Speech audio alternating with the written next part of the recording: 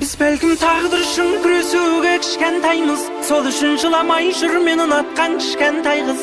Өмірде мұңаймау мен сағынбаудың жолы жалғыз. Кім білсін тағдыр жазса біздер қайда жолығармыз. Біз belkim taqdir üçün күресуге кішкентаймыз. Сол үшін жыламай жүр мен ұнатқан кішкентай қыз. Өмірде мұңаймау мен сағынбаудың жолы жалғыз. Кім білсін тағдыр жазса біздер қайда жолығармыз.